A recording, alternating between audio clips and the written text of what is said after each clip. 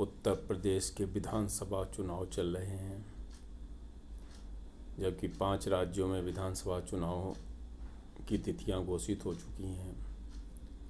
कल 10 तारीख को पहला चरण आरंभ होगा। बहुत से लोगों को आपने सुना है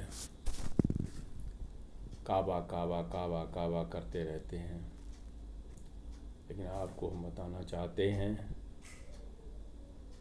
काबा काबा तो अब पुराना हो गया है, अब नया एक आया है। अब आएंगे योगी बाबा, फिर आएंगे योगी बाबा। मैंने कई बार बोला मैं किसी पार्टी का नहीं हूँ, लेकिन मैं सच्चाई के साथ हमेशा रहता हूँ। हमारे देश के प्रधानमंत्री नरेंद्र मोदी जी, हमारे देश के मुख्यमंत्री योगी आदित्यनाथ जी, इन दोनों का जीवन शैली जो है, पूरा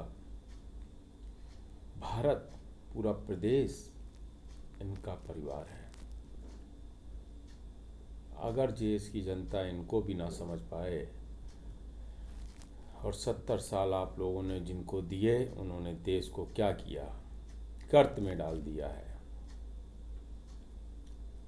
अगर आप समझ लीजिए कि ये कोरोना संक्रमित समय जब 2020 से मार्च से आरंभ हुआ, अगर मोदी की सरकार नहीं होती तो इतनी महामारी होती, संभाले नहीं संभलता देश। क्योंकि देश घोटाले से ही फुर्सत नहीं पाता था पहले, अब घोटाले बंद हैं। आतंकवाद कश्मीर में समाप्त हो गया है लगभग। देश में दंगे फसाद होना बंद हो गया है। ये लोग लड़ाकर और अपने को सुरक्षित रखते हुए वोट बैंक की राजनीति करते आए हैं। मेरे साथियों, मैं इसलिए बार बार बोलता हूँ कि आपका दिया हुआ एक भी मत अगर आपने जिम्मेदारी पूर्वक निर्वहन नहीं किया और सही जगह बटन नहीं दबाया, तो फिर आप समझो आपका काम समझे। जो होना है वो तो होगा ही, उसको कौन रोक पाया है।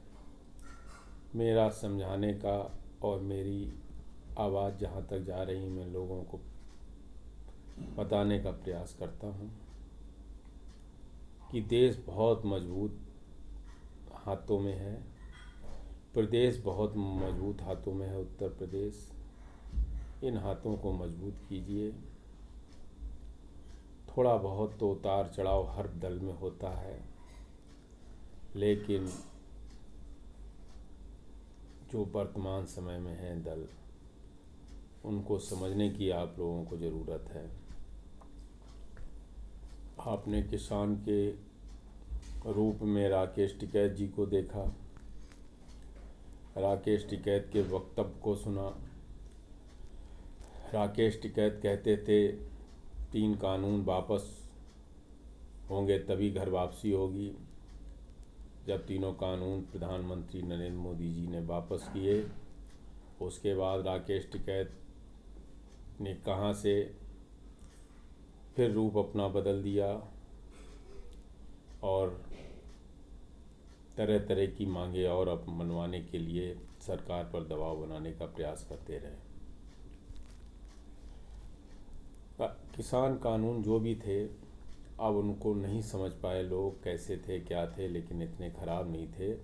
किसानों के हित में थे। लोगों ने पढ़ा नहीं है, जो लोगों ने पढ़ा है, जो जानते हैं, व्यापारियों के हित में नहीं थे, किसानों के हित में थे, छोटे किसानों के हित में थे, मध्यम वर्गीय किसानों के हित में थे।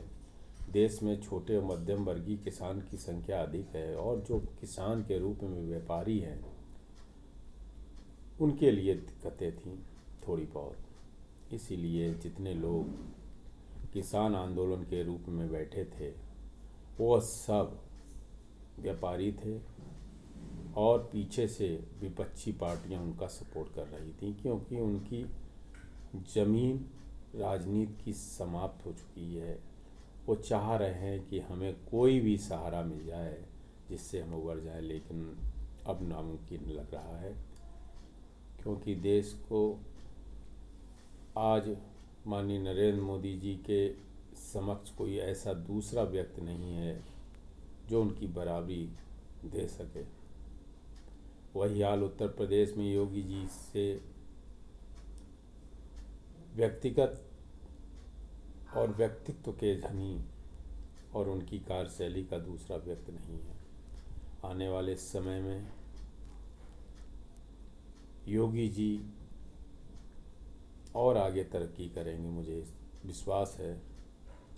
और हम सब चाहते हैं गुंडा मुक्त प्रदेश हुआ है, कानून का राज हुआ है, ये सब योगी जी की देन है।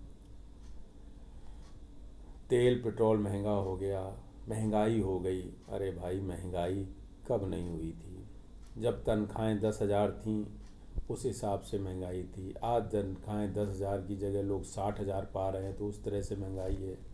तो महंगाई कब नहीं थी? ऐसा नहीं है, भ्रमित मत होइए। बिना तेल से काम चल जाएगा, लेकिन गुंडागर्दी, इज्जत मर्यादा, मान सम्मान चला गया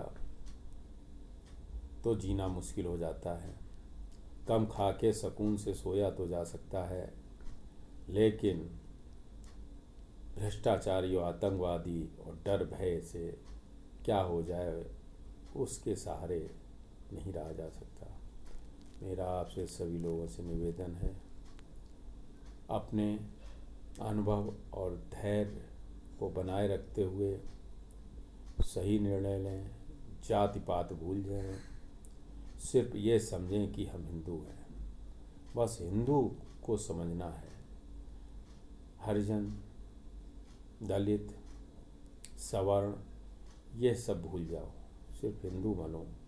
जब हिंदू बनोगे तभी सफलता मिलेगी, वरना दिक्कतें आएंगी और आप भी झेलेंगे, आप लोगों के साथ पूरा समाज झेलेगा। जय हिंद, जय भारत, वंदे मातरम। धन्यवाद।